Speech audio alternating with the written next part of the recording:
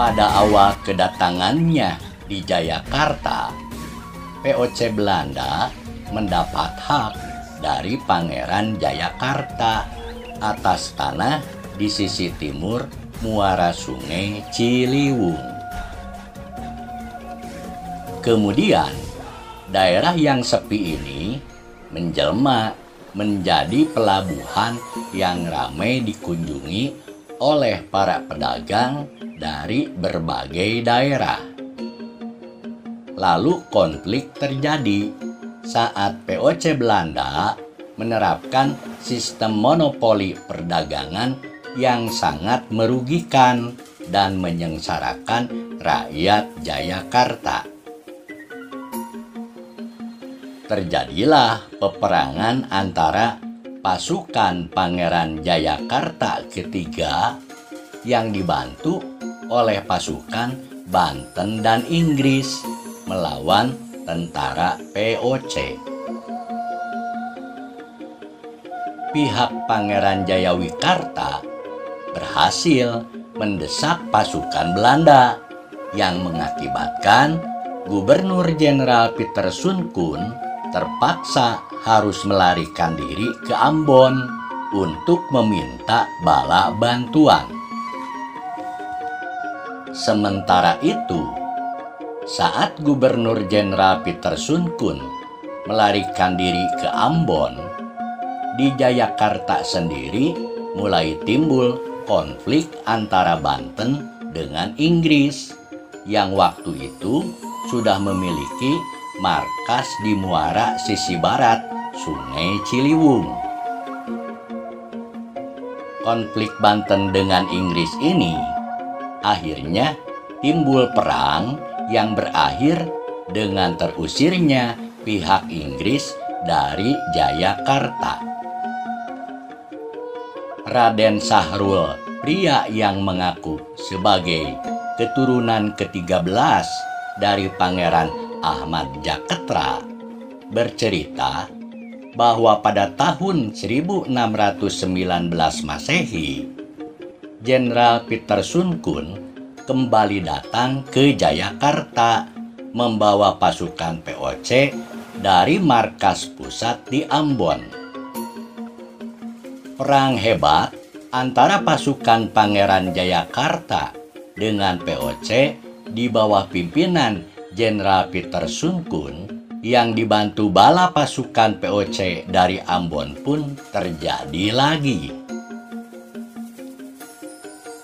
Saat itu, pasukan Pieter Soenkoen sudah lebih kuat sehingga dapat memaksa Pangeran Jayakarta dan pasukannya harus mundur karena keratonnya habis terbakar.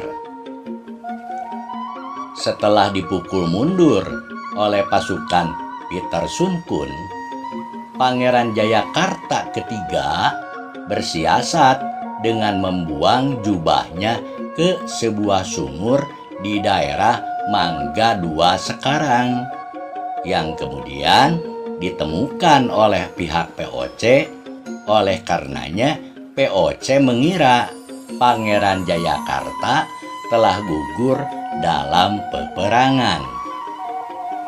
Padahal Pangeran Jayakarta hijrah ke terusan Danau Sunter yang kini menjadi Jatinegara Kaum dan memulai kehidupan baru bersama keluarga dan laskar-laskar pengikutnya di sana. Pada tahun 1620 Masehi, Pangeran Jayakarta mendirikan masjid bernama Jami Asalapiyah. Masjid itu tak hanya dijadikan sebagai tempat ritual agama semata, melainkan dijadikan tempat mengatur perjuangan untuk melakukan pergerakan membebaskan Jayakarta dari cengkraman VOC. Sehingga VOC seringkali jengkel dengan serangan mendadak para gerilyawan Pangeran Jayakarta. Selama itu, Pangeran Jayakarta melarang pengikutnya menggunakan bahasa Melayu agar tetap menutupi identitas mereka.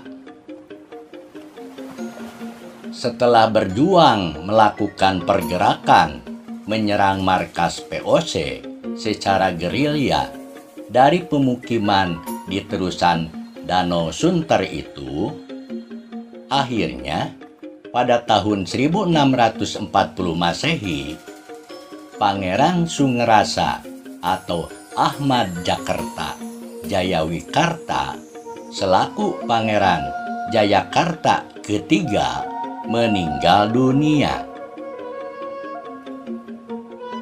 Konon sebelum wafat, ia telah berwasiat kepada seluruh sanak saudara dan pengikutnya agar menyembunyikan makamnya hingga VOC angkat kaki dari Nusantara.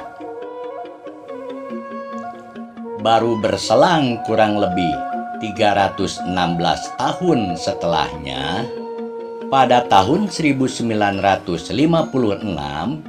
kompleks makam keramat seluas 1 hektar yang terletak di Jalan Jatinegara Kaum nomor 49 Jakarta Timur itu diketahui secara luas sebagai makamnya Pangeran Jayakarta Ahmad Jakarta alias Jayawikarta atau Sungerasa. Menurut Dinas Kebudayaan DKI Jakarta, pengungkapan makam keramat itu bertepatan dengan peringatan ulang tahun ke-429 Kota Jakarta. Di bawah rindangnya pohon beringin besar yang telah berusia ratusan tahun, bersemayam makamnya Pangeran Jayakarta Ahmad Jakarta atau Sungerasa Putra Tubagus Angke Kawis Adimarta, yang sekarang terus didatangi oleh para peziarah. Persis di sebelahnya terdapat pusara putranya yang bernama Pangeran Lahut dan cucunya yang bernama Pangeran Surya. Lalu keponakannya bernama Pangeran Sageri beserta istrinya. Di lahan pemakaman ini pun bersemayam para keturunan keluarga Pangeran Jayakarta. Nisan pada makam Pangeran Jayakarta diapit oleh 2 buah guci berbeda bentuk dengan warna yang cukup indah. Di dalam kompleks makam itu pun terdapat Masjid Jami bernama Asalapiah peninggalan Pangeran Jayakarta yang masih berdiri kokoh.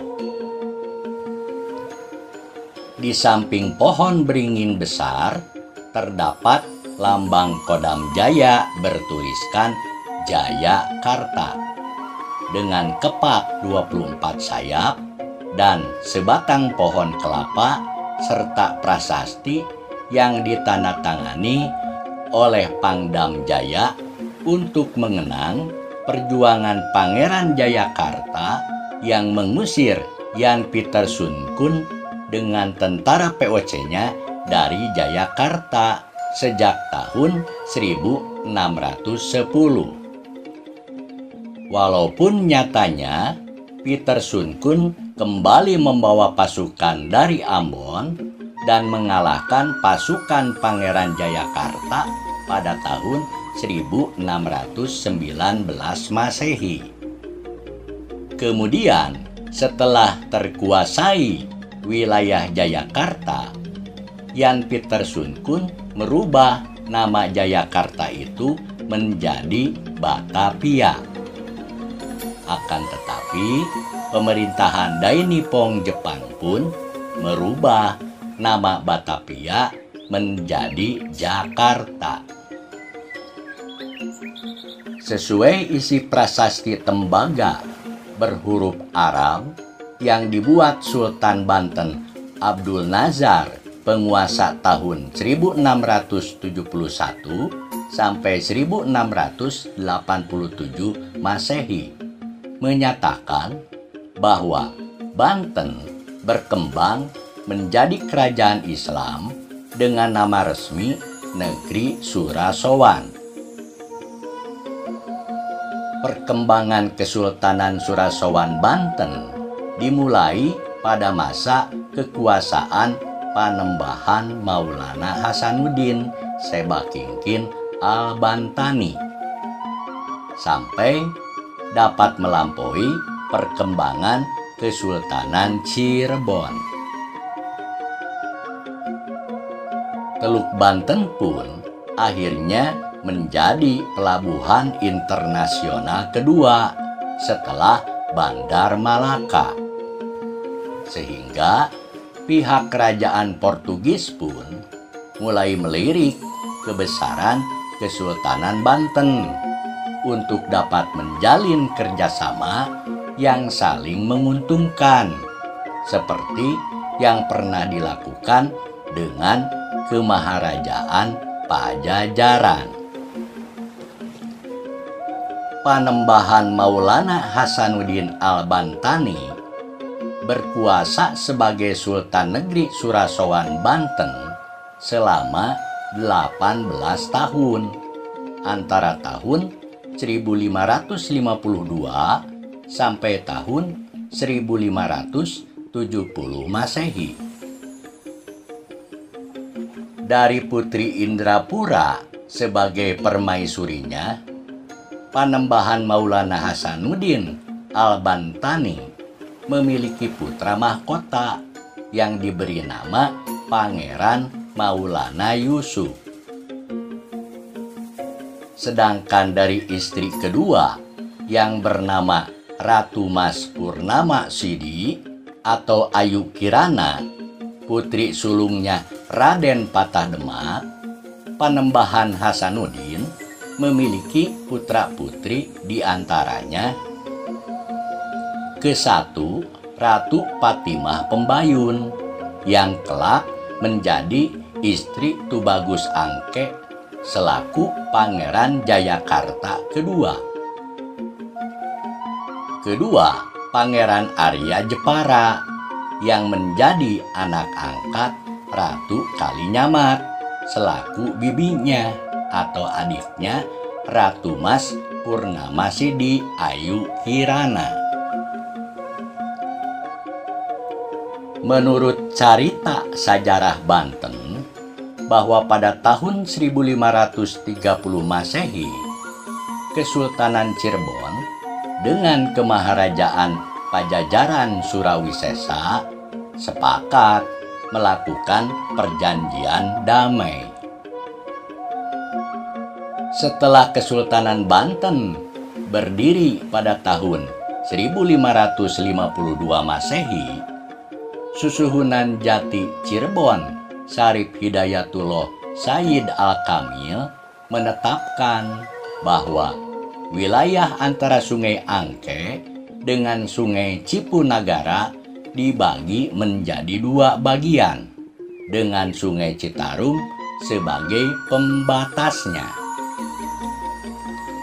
Sebelah timur Sungai Citarum hingga Sungai Cipunagara masuk wilayah Kesultanan Cirebon yang sekarang menjadi Kabupaten Karawang, Kabupaten Purwakarta, dan Kabupaten Subang. Sebelah barat Sungai Citarum hingga Sungai Angke menjadi wilayah bawahan Kesultanan Banten dengan nama Jayakarta.